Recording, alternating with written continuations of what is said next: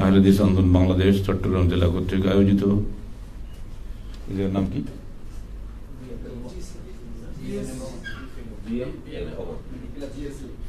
GEC মোড়ের BMA অ্যাসোসিয়েশনের medical অ্যাসোসিয়েশনের এই বিশেষ মিলনায়তনে আপনাদের সামনে বাছাই করা মানুষের সামনে কথা বলতে ভালো লাগে। আম মানুষের সামনে আম কথা বলতে হয়, খাস মানুষের সামনে খাস কথা বলতে হয়। তো এইসব জায়গার অভিজ্ঞতা আমাদের আছে, খুব ভালো লাগে। কিছু কিছু কঠিন কথা আসবে, কিছু মনে করলে হবে না, ওগুলো ধরে নিতে হবে। এমনিতে আমার দোষ হয়ে গেছে, স্যারের কথা আমরা অনেকে বুঝতে পারি না, আমার লেখা অনেকে পড়তেই পারে না। আমার কি যে কঠিন আমি নিজেই বুঝি না, বস্তু সহজ করে কিছু বলা যায় কি লেখা যায় কিনা আমার ব্রেনে আসে না। এরপরেও বলে এটাই খুব কঠিন লেখা হয়ে যায়, যাব কোথায়? অকুন আকিয়াসাল কিসা ইসকুনতা ফিহিম ওয়াইন কুনতা ফিল হামকা ফাকুন আনতা আহমাকা। ছোটবেলায় কবিতা পড়েছিলাম আমার আব্বার কাছে, 1967 সালের কবিতা পড়া, হঠাৎ এখন মনে এসে গেল। কুন আকিয়াসাল কিসা ইসকুনতা ফিহিম, তুমি সবচেয়ে বড় জ্ঞানী হওয়া যখন তুমি জ্ঞানীদের মজলিসে থাকো। ওয়াইন কুনতা ফিল হামকা, যদি তুমি আহমকদের মধ্যে থাকো, ফাকুন আনতা আহমাকা, তুমি সবচেয়ে বড় আহমক সাজো। কারণ আপনারা বলে দেন কোনটা সাজবে এখন? এর মধ্যে জ্ঞানী তো শুধু নেই, জ্ঞানীর সঙ্গে আরো কিছু মিক্স তো আছে, তাহলে আমাকে মিক্স কথা বলতে হবে, বাস সেই কায়দায় কথা বলা হবে, তার সাথে উপায় নেই। আল্লাহ পাক আমাদেরকে দুনিয়ায় কেন পাঠিয়েছেন সেটা বলে দিচ্ছেন। তাবারাকাল্লাযী বিয়াদিহিল মুলকু ওয়া হুয়া আলা কুল্লি শাইইন কাদির, মহাপবিত্র সেই সত্তা যার হাতেই সাম্রাজ্য, শাসন, রাজত্ব সব তার হাতে। তিনি সকল কিছুর উপরে ক্ষমতাশালী। আল্লাযী খালাকাল মাউতা ওয়াল হায়াতা, যিনি মৃত্যু এবং জীবনকে সৃষ্টি করেছেন। লিয়াবলুয়াকুম আইয়ুকুম আহসানু আমালা, তোমাদেরকে পরীক্ষা করার জন্য কে তোমাদের মধ্যে সর্বাধিক সুন্দর আমল করে। ওহুয়াল আজিজুল গফুর, তিনি মহাপরাক্রান্ত, মহাক্ষমাশীল। এই দ্বিতীয় আয়াতের মধ্যেই আমাদের মহল্লা ইস্তেদলাল নিহিত আছে। যিনি সৃষ্টি করেছেন মৃত্যুকে এবং জীবনকে। আর আমরা জানি মৃত্যু তো মৃত্যু, ওটা তো কোনো সৃষ্টি নয়, অথচ মৃত্যুর একজন সৃষ্টিকর্তা আছেন, জীবনের একজন সৃষ্টিকর্তা আছেন। এখানে বলা হচ্ছে আগে মৃত্যু সম্পর্কে, পরে জীবন সম্পর্কে। কিন্তু আমরা জানি আগে মানুষ জন্মে পরে মরে, ঠিক না? কোরআন তাহলে ভুল। এবার তো আপনারা আমাকে পাগল বলবেন। আল্লাহ বলছে যিনি মৃত্যুকে সৃষ্টি করেছেন, জীবনকে সৃষ্টি করেছেন, তা আল্লাহ কেন মৃত্যুকে আগে বললো? আমরা দাড়ি ফাঁকা বুড়া, আর ছেলে আমার সামনে বসে আছে, ইয়ং ম্যান, আমরা ধরে নিচ্ছি ছেলের আগে বাবা মৃত্যু হবে। কিন্তু আল্লাহ কি বললো? যিনি সৃষ্টি করেছেন মৃত্যুকে এবং জীবনকে, কেন? লিয়াবলুয়াকুম, তোমাদেরকে পরীক্ষা করার জন্য। কেন কথাটা পরে, আগে তো এটা হিসাব হোক। আগে কি আল্লাহ মৃত্যু সৃষ্টি করেছে? করেনি। এবার আপনি তো কোরআনকে আউট করে দেবেন, কিন্তু জি না, চিন্তাশীল বিজ্ঞানী বান্দারা বলে দিয়েছে জীবন সৃষ্টি হয় মৃত্যু থেকে। পিতার যে বীর্য বিন্দু, এটাকে মৃত্যু না? ওর কোনো জান আছে? একবারে স্খলিত বীর্যে 30 কোটি সন্তান হতে পারে, তার মধ্যে থেকে আল্লাহ বাছাই করে একটাকে নির্দেশ দেন, যাও মায়ের ডিম্বাণুর সঙ্গে মেশো, তাহলে তোমার জীবন সঞ্চার হবে, তার আগে নয়। এরপরও 23টা ক্রোমোজোম মায়ের, 23টা ক্রোমোজোম বাপের, এই 23 কটা হয়? 46টা যদি ওয়াই হয় তাহলে ছেলে হবে, যদি এক্স হয় তাহলে মেয়ে হবে। তো এখন মৃত্যু একটা ক্রোমোজোম জীবন পেলে তখনই যখন সে মায়ের ডিম্বাণুর সঙ্গে পিতার ক্রোমোজোম, মায়ের ক্রোমোজোম দুটো মিলল, তখনই কিন্তু জীবন পেয়ে গেল। তাহলে আগে মৃত্যু হলো না? আপনি ক্রোমোজোম বোঝেন না, ওয়াই এক্স কিছুই বোঝেন না, আপনার কাছে জানে আল্লাহ তো ভুল কথা বলছে, আল্লাহকে লেখাপড়া জানে। আস্তাগফিরুল্লাহ, নাউযুবিল্লাহ। হলো একটা পেলেন তো? এখানে সায়েন্সের কোনো ছাত্র আছে? শোনো বাবা, জেনে দেখতে ভালো করি, এই যে আমি কথা বলছি, আমার সঙ্গে তোমার কোনো তার আছে এর মধ্যে? আমি খালি ঠোঁট নাড়ছি, কণ্ঠের মধ্যে আওয়াজ তৈরি করে দিচ্ছে কে? আল্লাহ। তো সহজ জবাব, আপনাকে বুঝতে হবে না। আমার মতো আরও ভাই, আমার নিজের ভাগ্নে আছে, কথা বলতে পারে না, আমার যে স্বাস্থ্য তার ভালো, কিছু কথা বলতে পারে না, ডেফ অ্যান্ড ডাম। এক কথা তো জবাব আল্লাহ, আল্লাহ বলতে কোনো ঝামেলা নেই আর, কিন্তু ওটা তো জবাব না। বিজ্ঞান দিয়ে, জ্ঞান দিয়ে আপনাকে তথ্য বের করতে হবে যে কেন এটা হয়। এখানে বিজ্ঞান বলে দিয়েছে, আল্লাহ পাক বহু আগে বলে দেননি, সূরা বালাদ পড়েন, ওয়াহাদাইনাহুন নাজদাইন ফালাকতাহামুল আকাবা ওয়া মা আদরাকা মাল আকাবা, নাই? এই আয়াতটা আগে পড়তো, নাজদাইন আগে, আলাম নাজআল লাহু আইনাইন ওয়া লিসানান ওয়া শাফাতাইন ওয়া হাদাইনাহুন নাজদাইন।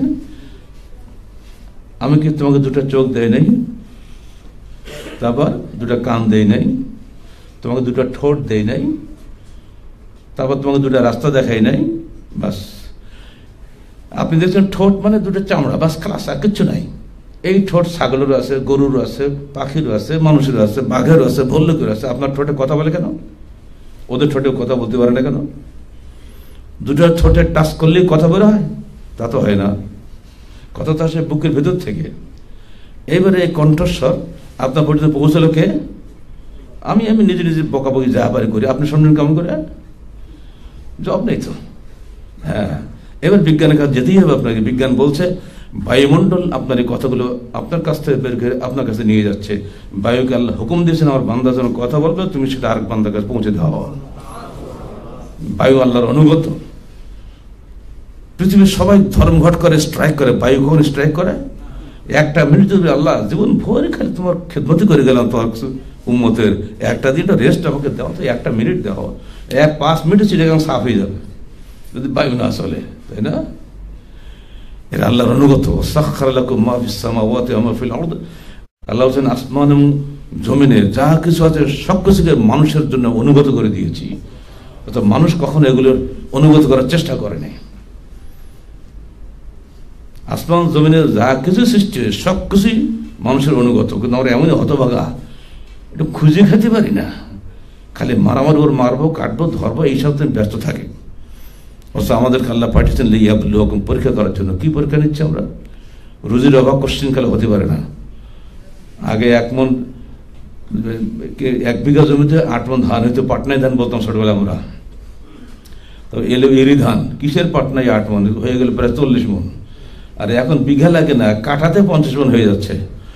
এখন আবার কি একটা বীজ বের করেছে, তাতে নাকি আর বলে মাটিতে কাদা মাটি আর লাগবে না, অটোমেটিক বাতাসে ধান হবে। এখন মাটিও লাগবে না, কারণ পানি তো নাই, শুকনো জায়গায় ধান হবে। আল্লাহ রুজির মালিক। আল্লাহ কোনো বান্দার মগজ থেকে এই বুদ্ধিগুলো বের করে দিচ্ছে যে আমার বান্দার বিপদে পড়ে, বাবা তুই কর, হিন্দু হ, মুসলমান হ, তুই আমার বান্দা তো বটে, তুই যতই বলিস পরকাল নাই। স্পিকিং হকিন্স বলেনি, ও বলছে পরকালও নেই, মৃত্যু নেই। তাকে বলা হচ্ছে এই যুগের আইনস্টাইন, মূল্য তো পরশুদিন, তাই না? 76 বছর বয়সে। আমার জানতাম আমাদের সেলিব্রিটি এদের 3টা সেলিব্রিটি, বাবা ওদের 63 সাল থেকে প্যারালাইজড। ও সারাটা জীবন গেছে হুইল চেয়ারে বন্দি জীবন। অথচ আল্লাহ পাক তার মগজ দিয়ে এত কিছু বের করে নিয়েছেন। মগজ তো আল্লাহ সৃষ্টি করেছে, আমি করে, ও কিন্তু দেহ ঠিক করতে পারেনি। তো মগজটা স্বাধীন রাখছে আল্লাহ, ওই মগজকেই পরীক্ষা নিয়েছেন। ওই মগজ দিয়ে অনেক ভালো ভালো কথা বের হয়েছে, অনেক বাজে কথাও বের হয়েছে। শয়তান তো ওই মগজের কাছে যায়, শয়তান কিন্তু মূর্খ লোকের কাছে যায় না, শয়তান যায় মগজওয়ালাদের কাছে যায়। সে মগজওয়ালা আলেম হতে পারে, সে মগজওয়ালা পলিটিক্যাল লিডার হতে পারে, সে মগজওয়ালা সমাজ নেতা হতে পারে। যাদের কিছু মগজ আছে সেখানেই শয়তান ঢোকে। আর বোকা ঢুকি লাভটা কি? ও তো এমনিতেই পিছু পিছু ঘুরে বেড়াবে, বুঝতে পারেন না? যত বিশৃঙ্খলা পৃথিবীতে হয় এই সব নেতাদের মাধ্যমেই হয়। ইত্তাখাযু আহবারহুম ওয়া রুহবানাহুম আরবাবাম মিন দুনিল্লাহ, আছে না সূরা তওবা 31 আয়াতে? ইহুদি নাসারা তাদের ধর্ম নেতাদেরকেই ধরে নিয়েছিল রব। এর ব্যাখ্যায় ইমাম যাহহাক এবং ইবনে আব্বাস বলছেন, লাম ইয়ামুরুহুম আন ইয়াসজুদু লাহুম ওয়াল আমারুহুম বিল মাসিয়াতি ফাআতাউ লাহুম। এই সমস্ত ধর্মনেতারা কখনোই বলেনি যে তোমরা আমাদের ইবাদত করো বা আমাদের সিজদা করো, বরং তারা অন্যায় কাজে নির্দেশ দিত, লোকের অন্ধের মতো অনুসরণ করত। ঠিক 1500 বছর আগের যে ব্যাখ্যা আজকে চলবে না, এটা একই অবস্থা। আমরা যা বলছি আপনি মেনে নিচ্ছেন, চিন্তা করছেন। আমির জামাত যা বললেন দেখি হাদিসে আছে কিনা, বলে হিম্মত আপনার আছে? নাই, বলবেন না। ওগুলো লাইনে একটু পরে যায়, আগের বিজ্ঞানের সায়েন্সের লাইনে শেষ করিনি। এইবারে চললো, বাচ্চা হলো 9 মাস 10 দিন থাকলো, ও 10 মাস 10 দিন থাকে না কেন? কেন থাকানো? আপনার জবাব দেওয়া করা লাগবে। বলেছে ফি জুলমাতিন সালাস, মায়ের পেটে 3টা অন্ধকারের মধ্যে আল্লাহ পাক একটা বাচ্চা সৃষ্টি করেন। Who is that architect? সেই মহান শিল্পীকে, যে অন্ধকারে টর্চ লাইটের আলো ঢোকে না, যেখানে সূর্যের আলো ঢোকে না, যেখানে কোনো শিল্পী নাই, ডাক্তার নাই, কবিরাজ নাই, কিছুই নেই, এত সুন্দর চমৎকার একটা শিশু কে সৃষ্টি করলো? আপনাকে, আপনি বলেন বা না বলেন, আপনার দেহ মন আত্মা সবই বলে দেবে মহান আল্লাহ ছাড়া কারো পক্ষে এটা করা সম্ভব নয়। যখন সন্তান বাড়ি আসে, সমস্ত মানুষ আনন্দে হাসে, দাদি নানি মা পাগলে যে আনন্দে। আকিকা তো বলছে আল্লাহর রহমত 2টা কথা, মনে হয় তো 10টা করি। আমি তো আমার ছেলে আই করার বিপদে পড়ে গেলে সারা গ্রাম লোক বলে আমরা সবাই খাবো। বাবা 2টো সালে কজন লোক খাওয়া যায়? শেষ করে না বেরে উপায় নেই, সে মার গরু 2টা গরু মারতে হইলে পারো, উপায় তো নাই। এই যে আনন্দে, এই আনন্দ করছে মানুষ কখন? যখন সুন্দর ফুটফুটি সন্তান কিছু দেখছে, তখনই তো আনন্দটা করে। সে কি একবার ভাবে এই সন্তান কে সৃষ্টি করলো, কিভাবে সৃষ্টি হলো? বান্দার উচিত সেখানে গবেষণা করা, তাহলে সে আল্লাহকে পাবে সেখানে। একটি বাপের 5টা সন্তান, 5টা কি একই মেরিটের? 5টা কি একই শক্তির? 5টা চেহারা কি একই? আদৌ নয়, কিন্তু একটা মিল আছে। দেখি বোঝা যায় এটা অমুক বাপের সন্তান। বৈষম্যের মধ্যে যে ঐক্য, এ সৃষ্টি করার এই দক্ষতা সির্ফ আল্লাহর আছে, কোনো বান্দার নাই। একই কোম্পানির ইট, হাজার হাজার ইট তৈরি করেন, ফর্মা দেখলে বোঝা যায় এটা অমুক কোম্পানির ইট, ঠিক না? কিন্তু একই বাপ মায়ের 5টা সন্তান দেখলে বোঝা যায় হ্যাঁ অমুক বাপের সন্তান হবে, কিন্তু একজাক্টলি সেম বাপের মতো হয় না। কেন হয় না? কোটি কোটি মানুষ পৃথিবীতে আদম থেকে এই পর্যন্ত জন্ম হয়েছে, কারোরই সঙ্গে কারোর কণ্ঠে মিল নাই, ব্রেনে মিল নাই, মানে স্বাস্থ্যে মিল নাই, কোনো জায়গাতেই মিল নাই, আবার কিন্তু মিল আছে। এই অসংখ্য বৈষম্যের মধ্যে চমৎকার মিলের এই যে সুন্দর সৃষ্টি কৌশল সির্ফ আল্লাহর পক্ষেই সম্ভব, বান্দার পক্ষে সম্ভব নয়। এখানেই বান্দা বলে উঠবে তিনি আমার আল্লাহ তাবারাকাল্লাযী বিয়াদিহিল মুলক, তিনি মহান সত্তা, তার হাতেই যাবতীয় ক্ষমতা, কারণ মানুষের ক্ষমতা নাই। স্পিকেন হকিন্স বলেছিল মৃত্যু বলে কিছু নাই। কিসের মৃত্যু? 14 বছর আগে, 12 বছর আগে উনি 14টা কোষ, মানুষের কোষ দেহতে নিয়ে উনি 14টা পাত্রে রেখে দিয়েছিলেন। এই কোষ যদি মরে তো বুঝবে মানুষ মরে, কোষ কখনই মরবে না। উনি এমন, ওনার মেলা বুদ্ধি, সব প্রক্রিয়া করে রেখে দিয়েছে, মরেনি। ইতিমধ্যে হয়তো 8টা মরে গেছে আর 6টা আছে, তবুও বিশ্বাস মানুষ কখনোই মরবে না। গত বছর বলে দিল পরকাল বলে কিচ্ছু নাই। কিসের মরবেই তো না, তো পরকাল আবার কি? চিন্তা করেন কি মানে বুদ্ধিমত্তার অহংকার। অর্থাৎ ক্লাসে কিন্তু ভালো ছেলে ছিল না, জীবনে ফার্স্ট হয়নি, কখনো প্রথম সারির বেঞ্চিতে কখনো বসার সুযোগ পায়নি, পিছনের বেঞ্চে সবসময় বসতে বোকা। অথচ 17 বছর বয়সে তিনি অক্সফোর্ড ইউনিভার্সিটিতে চান্স পেয়ে গেলেন, স্কলারশিপে পেলেন। আল্লাহ পাক ওইখান থেকে তার মাথা উঠে দিল, চলে এবার আগাও সামনে। এটা আল্লাহর দান। উপমহাদেশের শ্রেষ্ঠ আলেম শাইখুল কুল ফিল কুল, 100 বছর তিনি জীবন পেয়েছিলেন। আল্লামা নজির হোসেন দেহলি রহমতুল্লাহ আলাইহি 17 বছর পর্যন্ত আলেম বাতাসা শেখেনি। বাপ আলেম, দাদা আলেম, নানা আলেম। একদিন এক ব্রাহ্মণ বলছে, এই তুই খালি খেলা করি বেড়াবি, ঘোড়া চড়বে, গাধা চড়বে, এই করে বেড়াবে নদীর ধারে, দারুণ ডাংপিটি। ব্রাহ্মণ বলছে, এই তোর আব্বা বড় আলেম, তোর দাদা বড় আলেম, নানা বড় আলেম, তুই কি ঘোড়া চড়ে সারা জীবন কাটাবি? তুই আলেম হবি না? ওই ব্রাহ্মণের কথায় মারেছে মোর ধাক্কা, বলে ঠিকই তো বলছে, আমি তো মূর্খ, 17 বছর বয়সে একটা আলেম বাতাসা শিখলাম না, তো করলামটা কি? 1 টাকা 3 আনা নিয়ে পকেট থেকে রাত্রিবেলা করে না, হাঁটতে হাঁটতে দিল্লি চলে গেছে। বিহারের সূর্যগড় থেকে দিল্লি কত মাইল রাস্তায়, মনে হয় কিলো, কল্পনা করে দেখেন তো। দিল্লি গিয়ে মাদ্রাসায় বসলো, পড়া শুরু করে দিল, মানসিকতা পুরোপুরি এলমের দিকে চলে গেল। এত বড় আলেম তিনি হলেন যে আল্লামা শাহ ওলিউল্লাহ দেহলি রহমতুল্লাহ ছেলের মসনদে তাদরিসে বসার যোগ্যতা তিনি অর্জন করলেন, এবং তাকে সকল ওলামায়ে কেরাম লকব দিল শাইখুল কুল ফিল কুল, মানে সমগ্রের মধ্যে সমগ্র বিদ্যানের শ্রেষ্ঠ বিদ্যান উনি। হলো। অথচ কিছুই লেখাপড়া জানতেন না। 1,20,000 ছাত্রের তিনি শ্রদ্ধেয় শিক্ষক ছিলেন, তার মধ্যে 80,000ই আহলে হাদিস হয়ে গেছিলেন।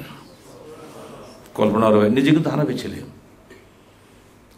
একটা মানুষ যখন ডিপে ঢোকে কোনো বিষয়ে তার জ্ঞান বাড়ে না? আমরা তো ভারী শ্যালো, আমাদের তো জ্ঞানের গয় নাই, উপরে উপরে কাতলা মাছ লাফালাফি করে গেলি। উনি যখন ডিপে ঢুকেছেন তখন দেখছেন যে এই দেশের ধর্মনেতারা ধর্মের থেকে বহু দূরে, অতএব সঠিক ধৈন এই, এরা সেখান থেকে বাইরে চলে গেছে কোথায়। ফলে আসল কথা উনি আস্তে আস্তে ছাত্রদের সামনে ব্যক্ত করেছেন। সেই ব্যক্ত করার মাধ্যমে হাজার হাজার ছাত্র শহীদিনের পথ খুঁজে পেয়েছে। ঠিক বিজ্ঞানীদের মধ্যে একই অবস্থা। স্টিফেন হকিংস চ্যালেঞ্জ করেছিলেন মৃত্যু হবে না, পরকাল নাই। স্টিফেন হকিংস গত বছর মরে দেখিয়ে দিলেন যে আসলে আমার তত্ত্বটা ভুল ছিল, তাই না? 1973 সালে বিজ্ঞানীরা বলে দিলেন, চ্যালেঞ্জ করলেন যে মৃত্যু বলে কিছু নাই, কোথায় রূহ খুঁজে বের করো। একটা মানুষ মরে যাচ্ছে, তার ছেলেরা খুব উচ্চশিক্ষিত, দেখো তোমার এই বিজ্ঞান বলছে তোমার আব্বা আর বাঁচবে না, বেশি বেশি ধরো আর একটা দিন বাঁচতে পারে, তো তোমরা যদি আমাকে অনুমতি দাও তা আমরা তোমার আব্বার রুহটা ধরবো, যে কী করে বেরিয়ে যায় দেহ থেকে। তো ওরা বলছে তা আব্বার তো আসলে মরবেই দেখা যাচ্ছে, যদি একটা বিজ্ঞানের টার্ম বেরিয়ে যায় তার অনুমতি দিয়ে দিই, লিখিত সই ঠিক করে দিলে আমাদের আপত্তি নাই। এইবার বিজ্ঞানীরা সেই যুগের সবচেয়ে কঠিন গ্লাস একটা কফিন তৈরি করলো, গ্লাস দিয়ে, যারা রাইফেল গুলি করলেও গ্লাস ফাটে না, ওইরকম দিয়ে বুলেট প্রুফ কফিন তৈরি করে তার মধ্যে ঢুকাই দিল মৃত্যুর আগে আর কি। এবার সব বন্ধ করে দিল, কী করে রুহুটা বের হয় আমরা দেখবো। ওদের উদ্দেশ্য রুহুটা আটকানো, আটকেই গবেষণা করবে, বুঝতে পারছেন? হয় না কি ঠিকই একদিন পরে এমন ধরে বাসটাই ফেটে বেরিয়ে চলে গেছে, কই রুহ ধরে বেড়ায়, ওদের নিজের রুহ যাওয়ার ওপরে ভয়, বুঝতেন? এটা কি? আপনি কি রুহকে অস্বীকার করতে পারেন? অস্বীকার করলে কি আপনি থাকবেন দুনিয়াতে? রুহ দেখছেন কখনো? এই দাড়ি পাকা লোকগুলো আমার সাথে বলুন তো, এই রুহু বেটাটা আমাদের সঙ্গে আছে এরপরে 70 বছর ধরে, ওই বেটাকে দেখলাম না, তুই বিশ্বাস করবে কেন? যা দেখি না তা বিশ্বাস করা যাবে না? যাবে না তো। যা দেখি না, যা শুনি না, কোশ্চেন করলাম, মানি না, মানবো না, এই তো আমাদের স্লোগান, মানি না, মানবো না। এটি আমাদের শেখায় না নেতারা? আপনি নিজের রুহুকে অস্বীকার করতে পারেন না, অথচ দেখেন নাই। আপনি কী করে আল্লাহকে অস্বীকার করেন যাকে দেখেন নাই? ইমানের সংজ্ঞা কি? অদৃশ্য বিষয়ে বিশ্বাস করাকে তো ইমান বলা হয়, দৃশ্যমান জিনিসকে বিশ্বাস করা তো ইমান বলা হয় না। হুদালিল মুত্তাকিন, তারপর কি বলেন? সবাই বলেন কোরআন পড়া শেখেন ভাই, বললে দিন কি পাবেন 10 টাকা করে প্রতি হরবে। হুদালিল মুত্তাকিনের পরে কি আছে বলেন? ইউমিনুনা বিল গায়ব, তারপর সালাতটা দেখা যায়, যাকাত দেখা যায়, ইউমিনুনা বিল গায়ব দেখা যায়। প্রথম শর্ত হচ্ছে ইউমিনুনা বিল গায়ব, আপনাকে অবশ্যই গায়েবে বিশ্বাস করতে হবে, তাহলে আপনি মুসলমান, নাহলে আপনি পরিষ্কার নাস্তিক, কাফের, আপনার সঙ্গে আমার কোনো সম্পর্ক নাই। তিনি অলক্ষ্য থেকে আমাকে সৃষ্টি করেছেন, মায়ের গর্ভের 3টি অন্ধকার আমাকে সৃষ্টি করেছেন, মাও জানে না, বাবাও জানে কি হচ্ছে পেটের মধ্যে। কত মানুষ, বন্ধা নারী, পাগলের মধ্যে সন্তানের জন্য এখানে ওখানে ঘুরে বেড়াচ্ছে, শিরক বিদআত করে শেষ হয়ে যাচ্ছে। অথচ আমার বাপ মা মাধ্যমে আল্লাহ পাক আমাকে সৃষ্টি করেছেন, বাপ মা জানতেনই না যে কখন আমার ছেলে এরকম কিছু একটা হবে। আমার রসুল যখন জন্ম হয়েছেন তিনি তার বাপকে দেখেন নাই, 6 মাস মায়ের গর্ভে তখন তার বাপ চলে গেছে দুনিয়া থেকে, অথচ সেই ছেলে সারা বিশ্বের শ্রেষ্ঠ ব্যক্তিতে পরিণত হবে, সেটি তার বাপকে জানতেন। তাহলে আমাকে অবশ্যই মানতে হবে অলক্ষ্যে অদৃশ্য যিনি আছেন মহান শক্তিশালী, মহান সত্তা, তিনি তাবারাকাল্লাযী খালাকাল, তিনি হলেন শেখ তাবারাক, অর্থাৎ মহাপবিত্র সত্তা। পবিত্র কেন বলছে জানেন? তার সঙ্গে কোনো শরিক নাই, শরিক থাকলে নাপাক হয়ে যায়। কেন একটা কাজ দুজনে মিলে করি, বারবার তাবারাকা সুবহানা বলে না, এই কারণে যে সুবহানা মানে পবিত্র, তাবারাকা মানে পবিত্র। কিসের থেকে পবিত্র? মানে শিরক, তিনি একাই সব কিছু করেছেন। আর এজন্য হাদিসে এসেছে যে বান্দা একবার সুবহানাল্লাহ বলে আসমান জমিনের মধ্যবর্তী সমস্ত মহাসুন্দর নেকি দিয়ে ভরে দেওয়া হয় তার আমলনামায়। যদি সে বুঝি সুঝি বলে, আপনি বুঝি সুঝি বলেন যে কোনো শিরক নেই, আপনার এই মাথা কোন বাজে দোস্তানকে নত হবে না। যদি আপনি কবরে যে শ্রদ্ধা করেন কিসের সুবহানাল্লাহ, আপনার তো মন্ত্র খালি। আপনি আইন তৈরি করবেন, আল্লাহর আইন, বান্দার আইন চলবে না, তখন সুবহানাল্লাহ হবে। খাওয়া দাওয়া চলাফেরা সকল ক্ষেত্রে সেরফ আল্লাহর বিধান মেনে চলবো, তখনই সুবহানাল্লাহটা আসল সুবহানাল্লাহ হবে। আমি এমনি খালি মন্ত্র পড়া হবে। যদি কেউ ওই বিশ্বাস নিয়ে সুবহানাল্লাহ বলে তাহলে তার সমস্ত আমলনামা ভরে যাবে নেকি। যদি একবার সে অন্তর থেকে বলে সুবহানাল্লাহ ওয়া বিহামদিহি সুবহানাল্লাহিল আযীম। ইমাম বুখারী রাহমাতুল্লাহ আলাইহি কিতাব সহিহ বুখারীর সর্বশেষ হাদিস নিয়ে এসেছেন কোনটা? সুবহানাল্লাহি ওয়া বিহামদিহি বলেন সুবহানাল্লাহিল আযীম। আমাদের আলেমরা এটা দিয়ে খতমে বুখারী করে, বুখারী মানে না। খতমে বুখারীর আড়ম্বর কি, বাপরে বাপ! দেশের বিরিয়ানি অত সুন্দর বিরিয়ানি বোধ ওই দিন যা হয়, হুজুর আমাদের জীবনে অত ফাইন বিরিয়ানি খায় না, খতমে বুখারীর দিন যা বিরিয়ানি খায় অত বুখারীর আদৌ মানে না। আমরা খতমে বুখারী অনুষ্ঠান করি না, কিন্তু বুখারী মানি। পার্থক্য হবে না? এক বন্ধুরা আমার ওই সাইড যাক। এখন আসেন আমাদের ধর্মীয় জীবনে, আমাদের কর্মজীবনে আমরা কি করি। কারণ আল্লাহ বলছেন লিয়াবলুয়াকুম আইয়ুকুম আহসানু আমালা, তোমাদেরকে মৃত্যু এবং জীবন সৃষ্টি করেছি এই জন্য যে তোমাদেরকে তিনি পরীক্ষা করবেন তোমরা কত সুন্দর আমল করছো। মৃত্যু থেকে আমরা জীবিত হয়েছি। একটা মরা সড়া আমের আটি থেকে আম সৃষ্টি হচ্ছে। একেবারে শুকনো ঘাস পচে যাচ্ছে, পচে গিয়ে সেখান থেকে নতুনভাবে গাছ গছাচ্ছে। আমরা ভাই জেলখাটা মানুষ, আমি ফুল বাগান লাগানো খুব পছন্দ করি। তো কী করে যে আমরা খাচ্ছি, নিজের জিনিস নিজে বলতেও খারাপ লাগে। একজন জেলার সাহেব বলে, ভাই আমার ছেলে তো ফুল গাছ দিয়ে গেছে রাজশাহী থেকে, একটু সার দরকার। তো স্যার আপনাকে এমন সার দিব যা আপনি জীবনে কল্পনাই করতে পারেন না। ঠিক আছে দিন। আমার তো খুব খুশি হয়ে গেলাম, কী সার দেবো তো আল্লাহ জানে। পরের দিন দেখি গাদা হয়ে গেছে, মাটি ভরে সব। তো মাটি কি সার কই? আমি ভাবছি ইউরিয়া সারটার মধ্যে দিবে। না স্যার এটা না, বলে আদম সার। আরে আদম সার আছে না দুনিয়াতে? বলে স্যার আপনারা যে পায়খানা করেন না, এগুলি এক জায়গায় ফেলে ওইগুলি মাটি হয়ে একেবারে হয়ে ওগুলি এত ফার্স্ট ক্লাস ঝরালো সারে পরিণত হয়।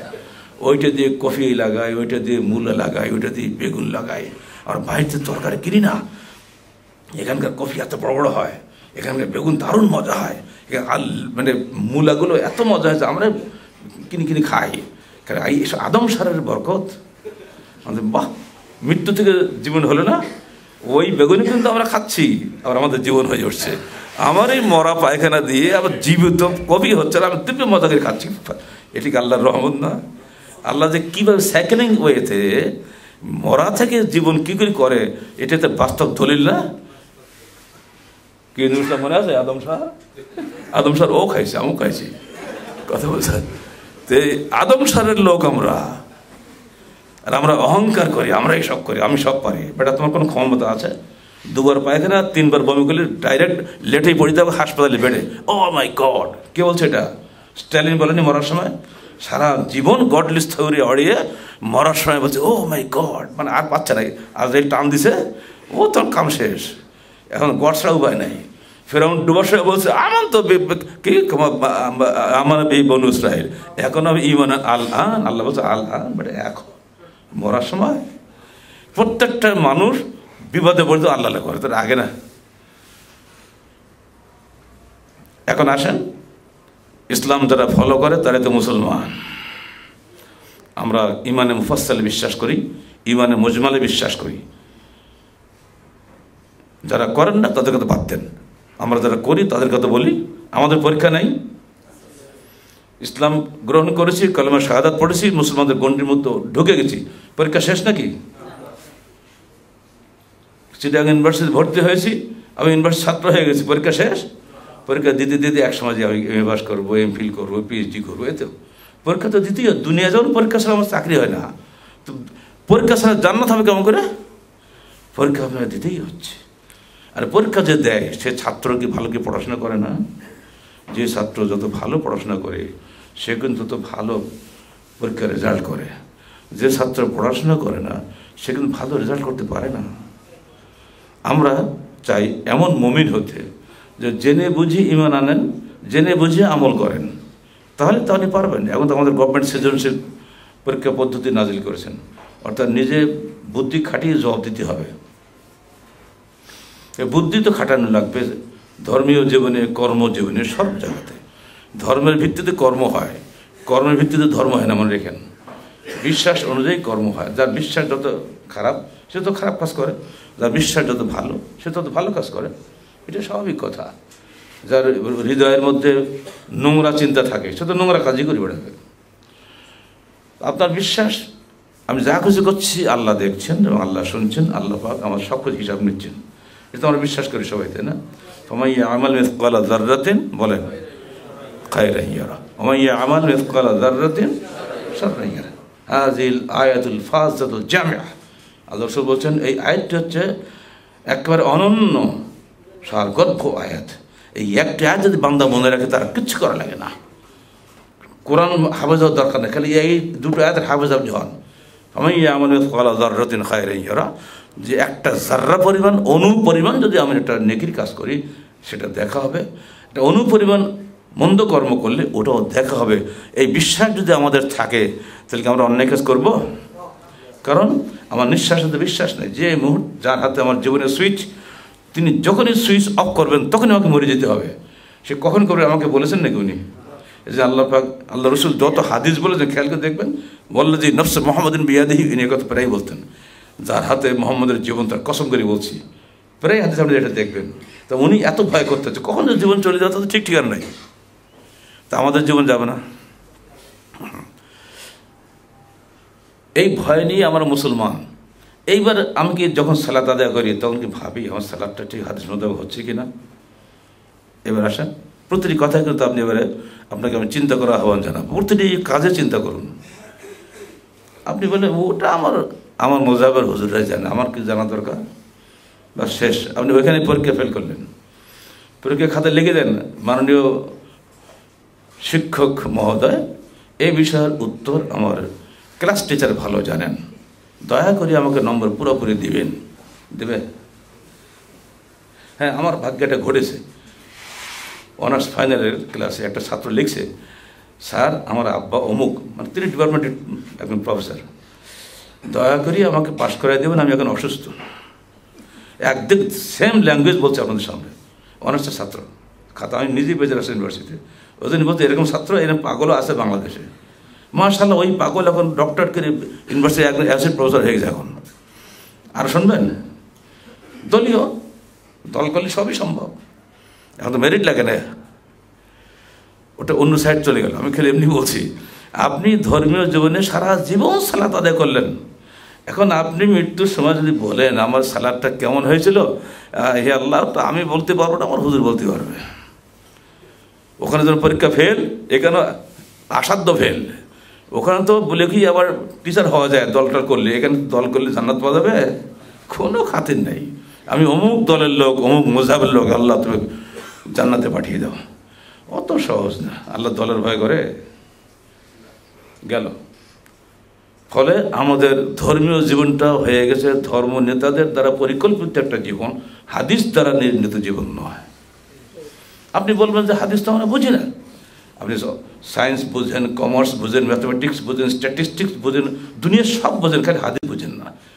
লা সালাতা লিমান লাম ইয়াকরা বিফাতিহাতিল কিতাব, সালাত সিদ্ধ নয় যে ব্যক্তি সূরা ফাতিহা পড়ে না, এটুকু আপনি বুঝেন না, ওটা বোঝে হুজুর। আল্লাহ শুনবে এগুলা? প্রতিটি কাজে আপনি চিন্তা করুন। আর এত গোলমাল ধর্মীয় ব্যাপারটা নিয়ে যে এদিকে মাথা ঢোকাতে লজ্জা হয়। আর ধর্ম নেতারা পরস্পরে এত বেশি হিংসুক, রাজনীতি নেতারা তো আলহামদুলিল্লাহ তো হিংসা করবেই, ক্ষমতা ছাড়তে চায় কেউ, ওটা তো হবেই। হিংসা আর প্রতিহিংসা ছাড়া রাজনীতি নেই বাংলাদেশে। তো ধর্ম নেতাদের কী আছে চাওয়া পাওয়া? স্বরাষ্ট্রমন্ত্রী আমাকে বলছে, স্যার আমরা না রাজনীতি করি, আমরা কামড়াকামড়ি করি, তা আপনাদের এত কিসের স্বার্থ বলো নেই? বুঝলাম, আরে আমার সামনে বলছে, ও ছিল আমার সাথে। এই তো গত বছর 26শে এপ্রিল 2017 বাসায় গেছিলাম, বলছে স্যার আমরা রাজনীতি করি, আমরা তো মারামারি করবোই। তো ধর্মটা দাঁড়িয়ে এত হয়েছে করে কেন? পাশে পাশে হেফাজতের এক ছোকরা দাঁড়িয়েছে, এই যে জায়গান্টিক ফিগার, বলছে আমাদের হুকুম ছাড়া আহলে একটা জলসা বাংলাদেশ হতে দেবো না। বলছি বাপরে বাপ, এই তো মাশাআল্লাহ, মাথা টুপি, লম্বা দাড়ি, এই তো বোঝা গেল কেন যে গোলমালটা হয়। অবস্থা বলছেন। ধর্ম মানুষকে শান্তিপ্রিয় মানুষে পরিণত করে, আর মানুষের কাছে আজকে ধর্ম এমন একটা জিনিস হয়ে দাঁড়িয়েছে, ধর্ম পৃথিবীতে সবচেয়ে অশান্তির উপকরণ হয়ে দাঁড়িয়ে গেছে। ফলে নাস্তিকরা ধর্ম ত্যাগ করে চলে যাচ্ছে। আমি গেছিলাম 1983 সালের অক্টোবরের বোধহয় 27 তারিখ হবে, নানুপুরে। নানুপুর চিনেন তো আপনারা? জি, আমার সঙ্গে এক সৌদি মেহমান ছিল, একজন ইন্ডিয়ান মেহমান ছিল। লাকিলে ওদিন পীর সাহেব ছিলেন, ইউনুস সাহেব না, ওখানকার যিনি পীর, উনি ছিলেন। তো সেখানে কে বলেছে উনি ইউনিভার্সিটির প্রফেসর, তখন তো আমি লেকচারার মতো।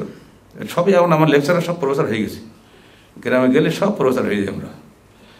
আমার তো পড়লো মহা বিপদে, কী বলবো। তো বিশ্বের হুকুমান্তে মুরব্বী মানুষ 83 আমার কর্তব্য বয়স বলেন। তো আমি উঠে উপস্থিত বুদ্ধি খাটিয়ে দেখলাম, তাকে দেখি 4 স্লোগান লেখা আছে, বিশ্ব মুসলিম এক হও, ইসলামী ছাত্র শিবির, বিশ্ব মুসলিম এক হও, ইসলামী ছাত্র সেনা, বিশ্ব মুসলিম এক হও, কী না ছাত্র মজলিস না কী সব, অত আর আদর বলতে পারব না আমি, এখন মনে থাকে এতদিন পুরোনো কথা, ওইটা ব্রেনে ঢুকে গেল। তাহলে মাননীয় পীর সাহেব চট্টগ্রাম থেকে বেরিয়ে রাস্তা আসতে গিয়ে দুই ধারে বিশাল বিশাল তোরণ দেখলাম, এটা অমুক পীরের তোরণটা অমুক পীরের তোরণ, সব জায়গায় জান্নাত পাওয়ার রাস্তা।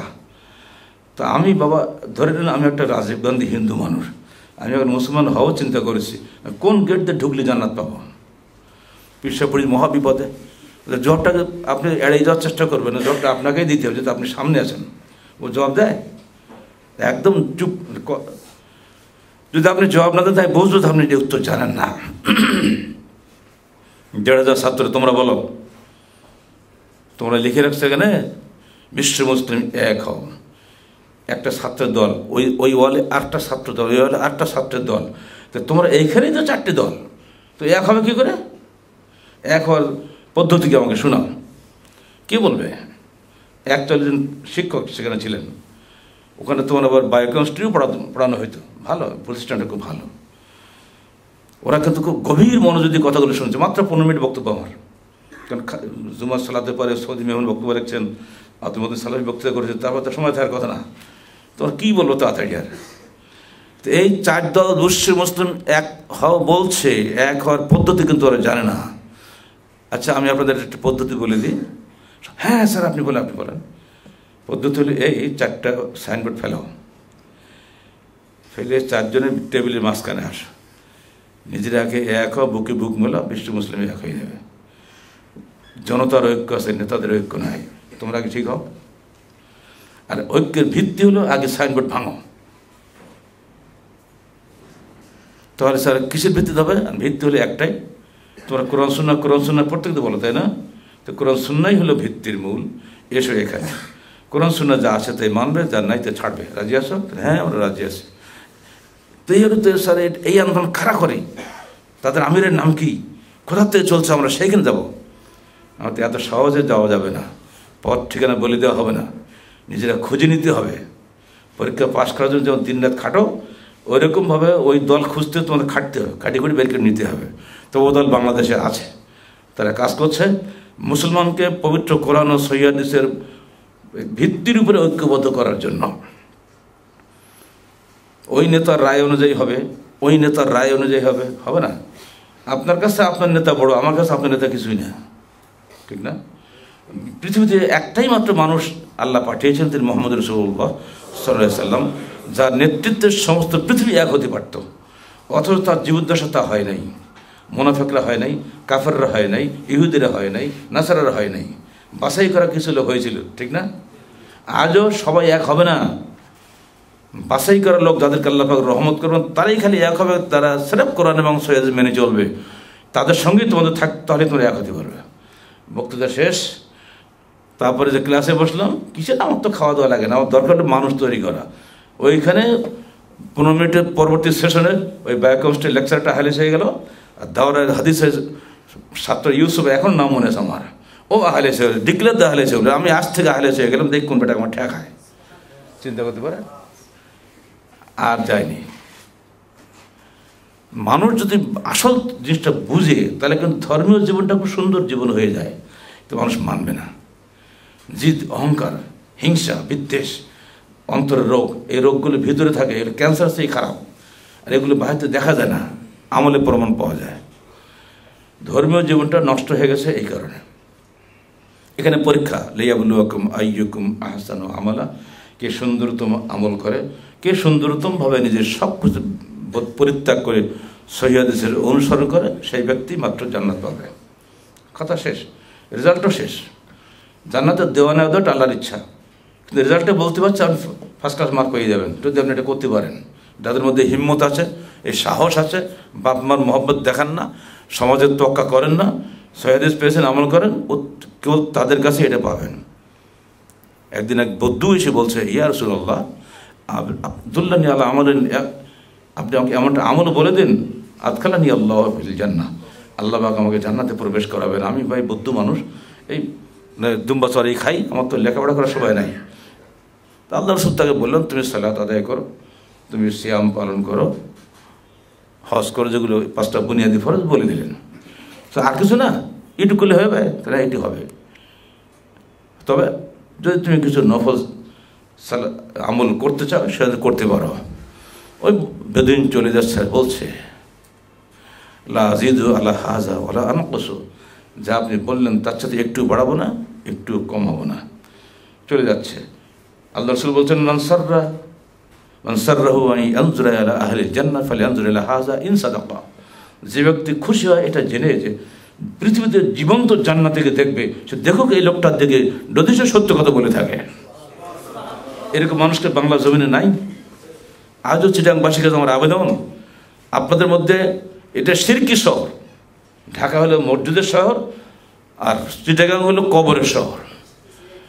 এই কবর পূজাকে পদাঘাত করে সরাসরি চলে আসতে হবে হাদিসের সামনে, তাহলে আপনি জান্নাত পাবেন। কবরের শহর মানুষের কোনো কিছু করার ক্ষমতা নাই, তাকে আমরা সর্বোচ্চ ক্ষমতা বসিয়ে দিয়েছি। আমার টাকা পয়সা সব যাচ্ছে কবরে।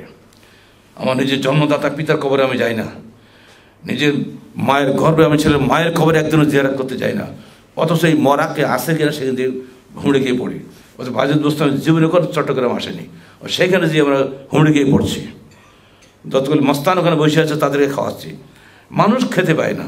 অথচ ওইখানে কাসিম যেটা আছে সেটা দিনে কত খাওয়া খায় আল্লাহ ভালো জানে, পেটে চর পড়ে গেছে খাইয়ে গিয়ে। দেশের যত উত্তম খানাপিনা সব তাকে দেওয়া হচ্ছে, খাও। ওদিকে শাহজাহান পীর সাহেবকে যান, কত যে মাছ খাচ্ছে ওইগুলো, আল্লাহ গজল মাছগুলো দুনিয়া মানুষ খেয়ে সাবার করে দিল। অথচ মানুষের ধারণা কি? আমি গেছি, আমি অন্য কথা বাদ দেন, একটা পাগলি খুকুড়ি মার্কায় বুড়ি, তার হাত পা ব্যাগা চূড়া ফেলে রাখছে ওখানে। আমাকে বলছে, এই বাবা তুমি জানো এই যে হাউস এর সঙ্গে সরাসরি জমজম কুয়ের ডাইরেক্ট কানেকশন আছে, তুমি এই পানি খাও তোমার রোগ সব সেরে যাবে। আমাকে বলছে, আমার সঙ্গে আব্দুল সবুর ছিল সিলেটের, আমাকে হাত দিয়ে টান, স্যার আপনি আসলে রাগে মারুক দেবেন না, তো থাপ্পড় লাগিয়ে সেখানে মারবা লেগে যাবেন। ওই পাশে বসে আছে গাঁজাখোররা, ওর সব ঝাঁপ দিয়ে পড়বে। আমি তাড়াতাড়ি পালা এখান থেকে। কী করে ধোকা দিচ্ছে দেখেন, পশা পানি পোকা কিনবিলি করতেছে, ওই পানি আমাকে খাইতে বলছে, ওই খাইয়ে আমি জান্নাত পাবো। কত লোক যে খাচ্ছে।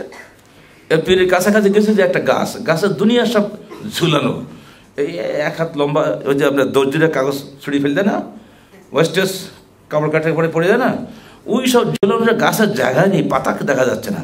এগুলি কেন রে ভাই? স্যার এগুলো ঝুলিয়ে যাচ্ছে।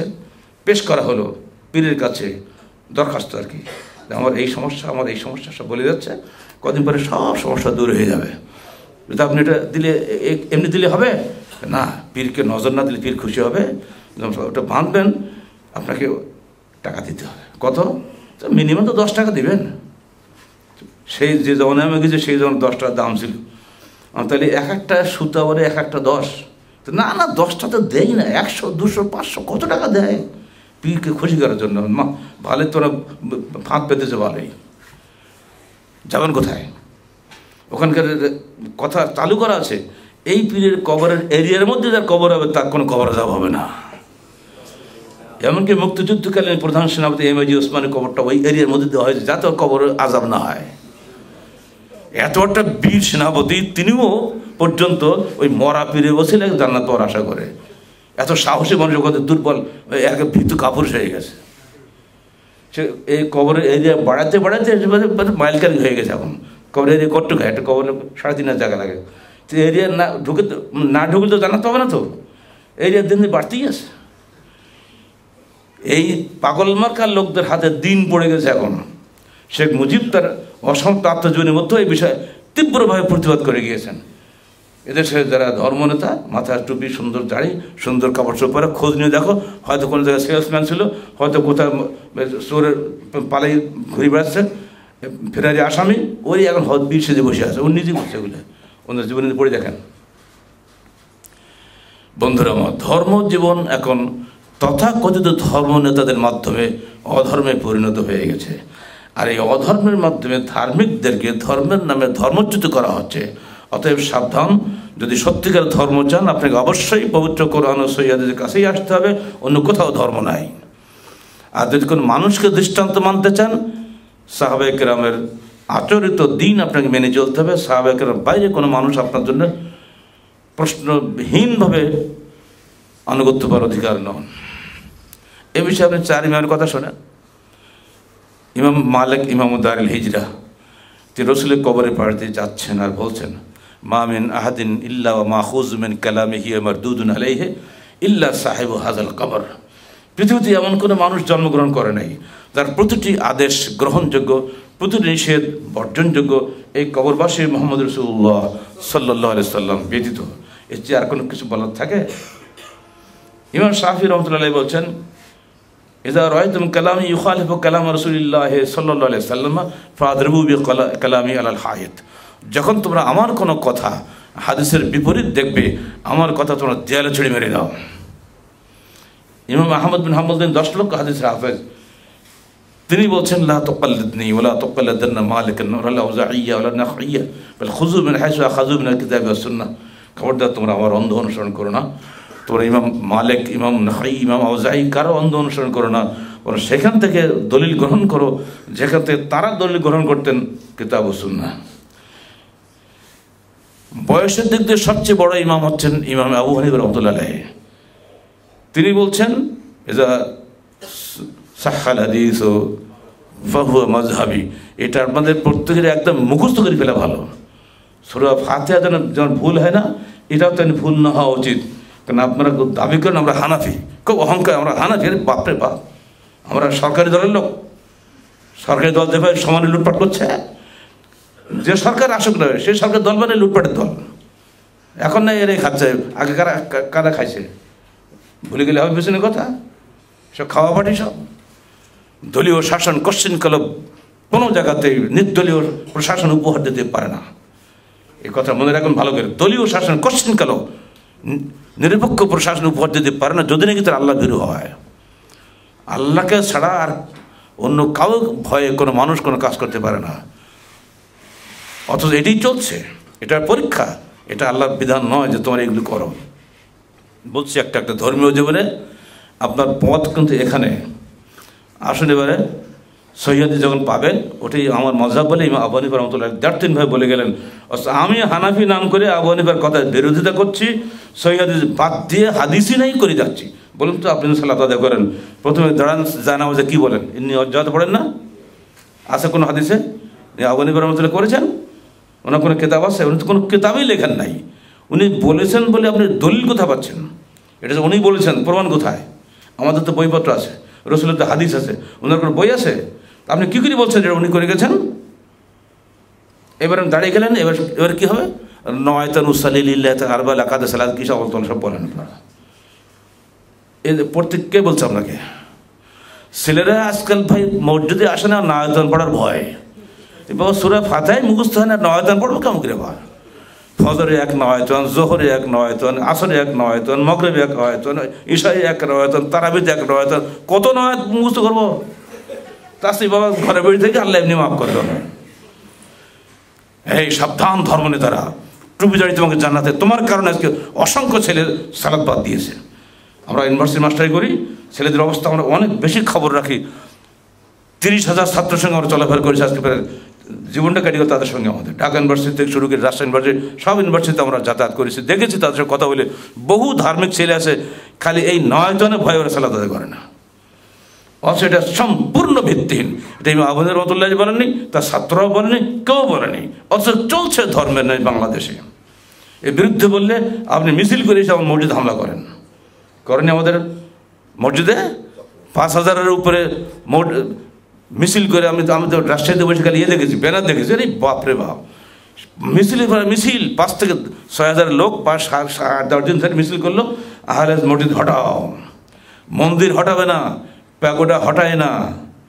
কত গান বাজনা মজলিস হচ্ছে চট্টগ্রাম শহরে, কারো উপরে কোনো রাগ নাই।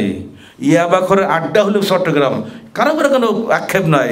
কিন্তু একজন লোক মসজিদ বানিয়েছে আহলে তরিকা সালাত আদায় করবে সহিহ হাদিস অনুযায়ী, তাদের উপর রাগ কেন আপনার? এটাই প্রমাণ হয় যে আপনি নিজে মহাপাপী, শুধু পাপী না, মহাপাপী। কারণ আপনি নিজে পাপ করেন, হাজার মানুষকে পাপে উদ্বুদ্ধ করেন। আপনার যারে যদি ফাঁস হয়ে যায় বলে আপনি তাতে মসজিদ হটানোর ব্যবস্থা করে গায়ের জোরে বন্ধ করার চেষ্টা করছেন। অথচ বাংলাদেশের সংবিধান বলছে প্রত্যেকের ধর্মীয় স্বাধীনতা আছে, বাক স্বাধীনতা আছে, নাই? যদি এখানে নাস্তিক হওয়ার স্বাধীনতা থাকে, আহলে হাদিস হওয়ার স্বাধীনতা থাকবে না কেন? আমি ইসলামের বিরুদ্ধে সারাদিন বক্তৃতা করতে পারছি, আমার কোনো আপত্তি নাই। আর যখন হাদিসের পক্ষে কথা বললো, তো আপনি কেন খেবেন? আপনার তো খুশি হওয়া উচিত ছিল আলেম মানুষ হিসেবে। কিন্তু না, তারা এবার মার্কা নিয়ে ঘুরছে, এখন ভোট দাও, আমি দেশে ইসলামের শাসন কায়েম করবো। বুঝতেই পারছি উনি কী শাসন কায়েম করে, এখনই তো আহলে হাদিসের রক্ত বহার চেষ্টা করছে। উনি ক্ষমতা গেলে আর কিছুই রাখবে না। একদল হুজুর তো ক্ষমতা গিয়ে আগে আমাদের জঙ্গি বানিয়ে ঢুকালে জেলখানায়, দেখেন নাই? সব তো হুজুররাই করবে। ওই হুজুরদের সেই বড় সেকুলাররা অনেক ভালো, তো এখন জেলে ঢুকায়নি, কারণ এরা ধর্ম কোনো বোঝে না বলে ঢুকায়নি। আর ওরা যা বোঝে, ওরা জানে যে সর্বনাশ, আমাদের তো মেকি, এরা তো আসল আসলে নকল থাকবে না পৃথিবীতে, তো নকলের বাণিজ্য আর টিকবে না। মিলাদ প্রসঙ্গ বই বেরিয়েছে, মিলাদ না হলে আমার পেট চলবে কি দিয়ে? সহবরাতে অনুষ্ঠান হলে ওর সহবরাতে খাবো, তো আমি সহবরাত হালো রুটির ওসিলায়, ওটি যদি বন্ধ হয়ে যায় তা আমি খাবো কি? মানুষ মরে গেলে যেমন শকুন পড়ে, পশু মরলে এই হুজুর তেমন দৌড়ি চলে যেতে কোরআন পড়ার জন্য। প্রত্যেক হুজুর 30টা ছাত্র নিয়ে যাবে, এক পারাগির পড়বে, পড়া হয়ে গেলে বিরিয়ানি খাবে, পকেট ভর্তি বাড়ি চলে আসবে। নববর্ষের দিন, সহবরাত দিন কবর জিয়ারত করবে, নাম ধরে ধরে ডাকবে, দিয়ে এক জান্নাতে পাঠায় ছেড়ে দিয়ে একেবারে মাশাআল্লাহ, পকেট ভর্তি। পয়লা বৈশাখের দিন হুজুরা দোকানে চলে যাবে, দোকানে গিয়ে সেখানে জিজ্ঞেস করে, এই দোকানদার নামটা কি বলতো একটু? ছাত্রদের জিজ্ঞেস করবে, দোয়া করার মধ্যেও জিজ্ঞেস করে যে নামটা বলছে, এবার নাম ধরে তার এমন দোয়া করে দিল, জান্নাত দেবে না, আল্লাহ দেবে কোথায়? যত বেশি দোয়া তত বেশি পকেট ভরবে। এই যদি চরিত্র হয় ধর্ম নেতাদের, তাহলে তাদের ধর্ম টিকবে। এগুলোর বিরুদ্ধে আমরা কথা বলেছি, বই লিখেছিস, ফলে এখন আমাদের উপরে দুশ্মনী সারা দুনিয়া শুরু হয়ে গেছে।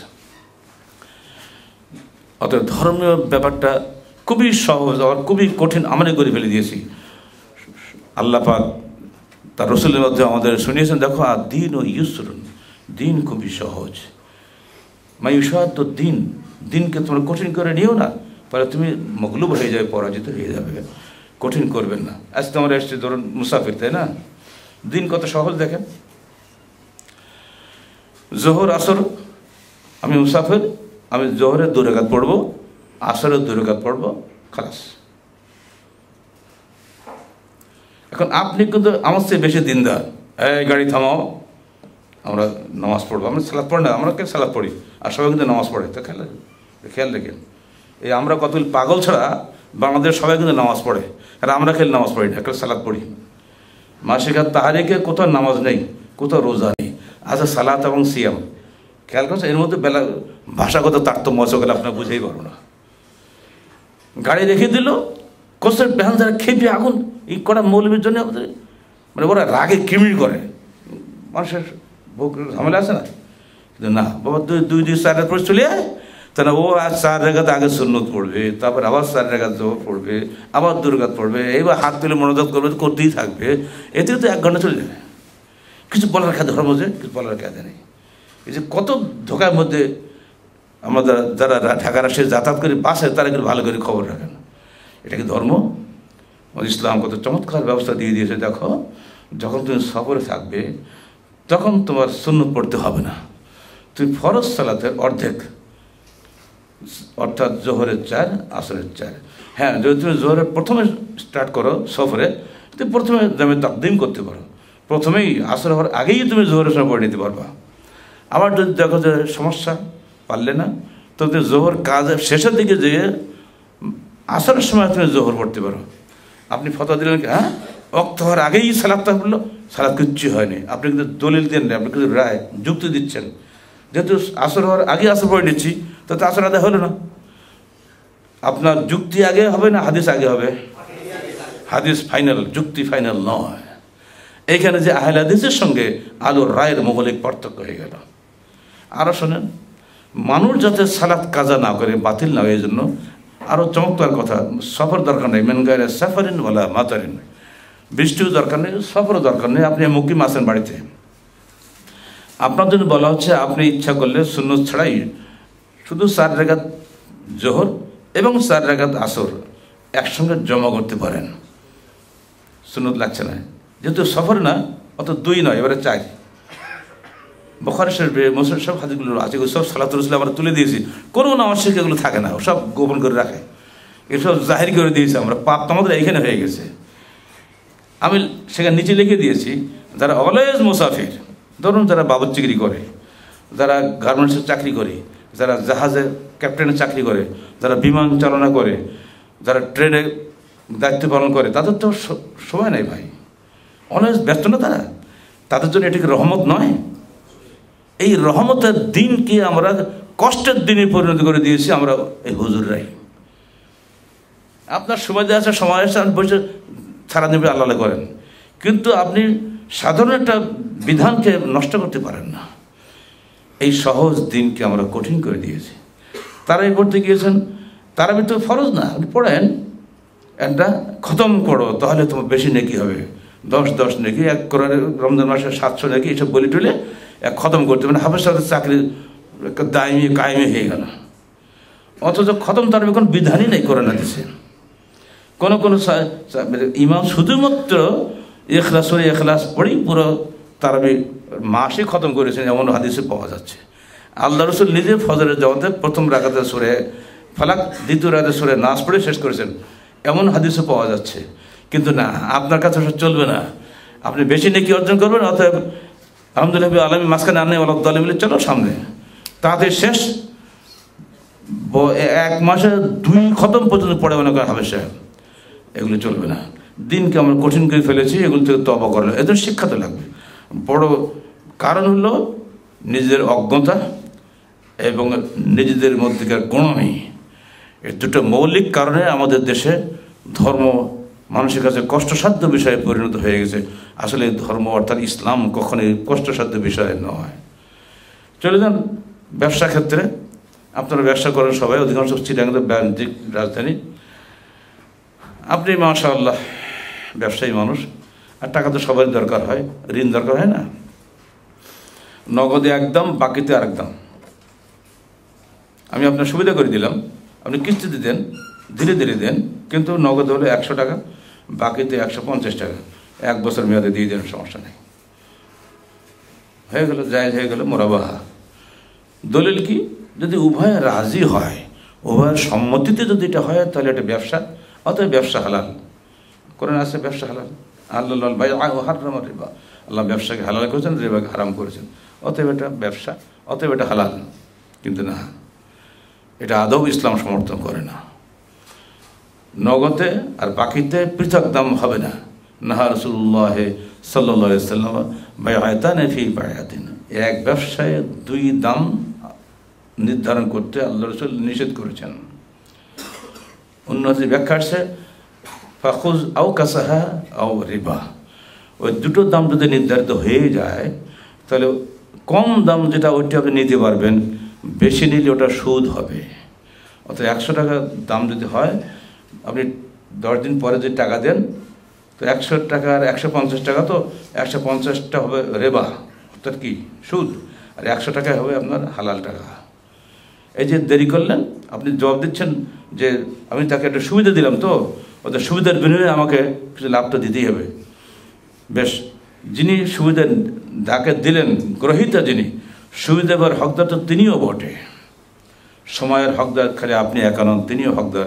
এখানে আপনার খালি লাভ আর লাভ। যিনি দাতা সেখানে লাভই করে, তার কোনো রিস্ক নাই।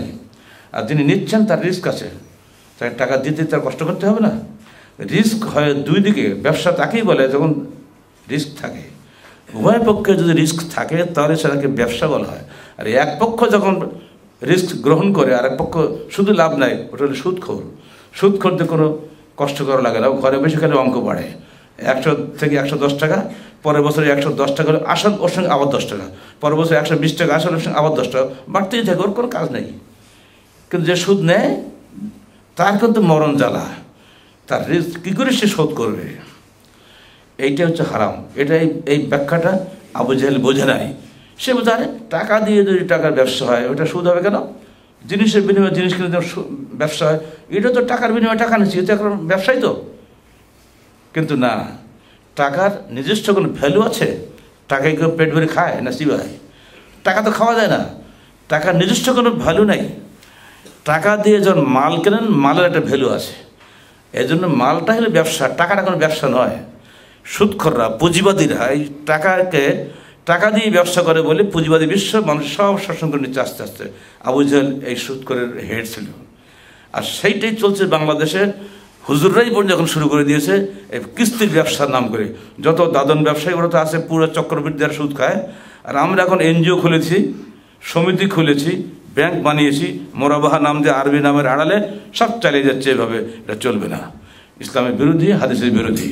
আপনি কলেজ হাসানা দেন, যদি আপনি কোনো হাদিসে রয়েছে, যদি আপনি কাউকে সুযোগ দেন যে ভাই আপনি এখন দিতে পারছেন না, আপনাকে 1 মাস সময় দিলাম, যদি কেউ কাউকে অবকাশ দেয়, আল্লাহ রাসূল বলছেন তার জান্নাতে যে কিয়ামতের দিন তার কঠিন বিপদ থেকে আমিও তাকে অবকাশ দিয়ে দেব, যদি কেউ আমার বান্দাকে অবকাশ দেয়। এমনকি যদি সে সঙ্গত কারণে ঋণ পরিশোধ করতে ব্যর্থ হয়, যদি বান্দা তাকে ক্ষমা করে দেয়, আমি তাকে কিয়ামতের মাটিতে কঠিন একটা শাস্তি থেকে বাঁচিয়ে দেব। এটি তো আমাদের স্পিরিট। ইসলামী অর্থনীতির এই স্পিরিট এখন নাই। এখন পুঁজিবাদী অর্থনীতি আর সমাজতান্ত্রিক অর্থনীতির এই দুটি শোষণমূলক অর্থনীতি।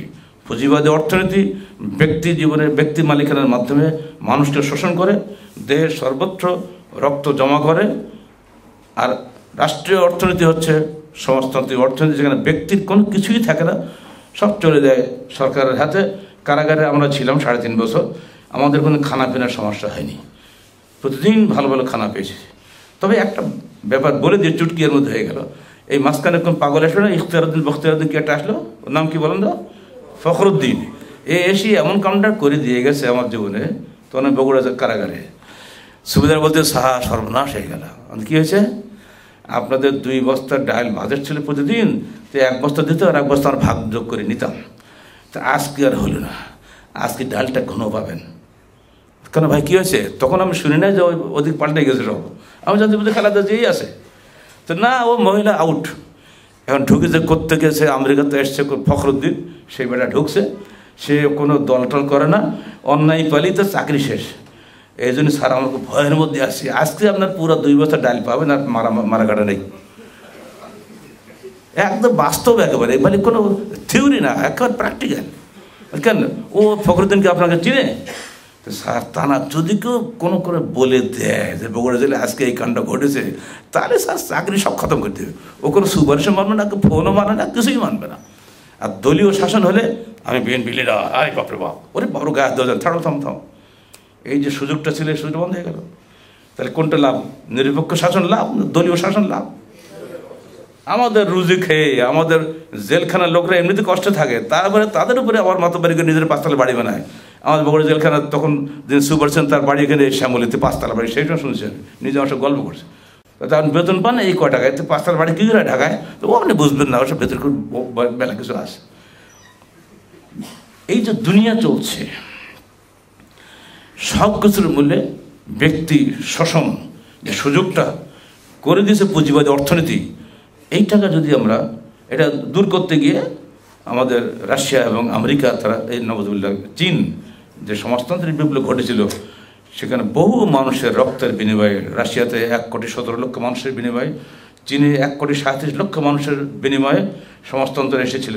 কিন্তু সমাজতন্ত্র টেকে নাই, স্বভাব বিরুদ্ধ। কোনো মানুষ সারাদিন খালি নিয়মিত খাবে, তার ব্যক্তি মালিকানা থাকবে না, নিজের বলে সে দাবি করতে পারবে না, এটা মানুষের স্বভাব বিরুদ্ধ, ঠিক না? এই ঘড়িটা আমার বলতে ভালো লাগে না, কিন্তু এটাই ফেলে রাখলাম, আমার না তোমার না কারণ না, তার সাজার মাল কেউ কাজ করবে? এর জন্য নষ্ট হয় কেউ সারে করতে যাবে?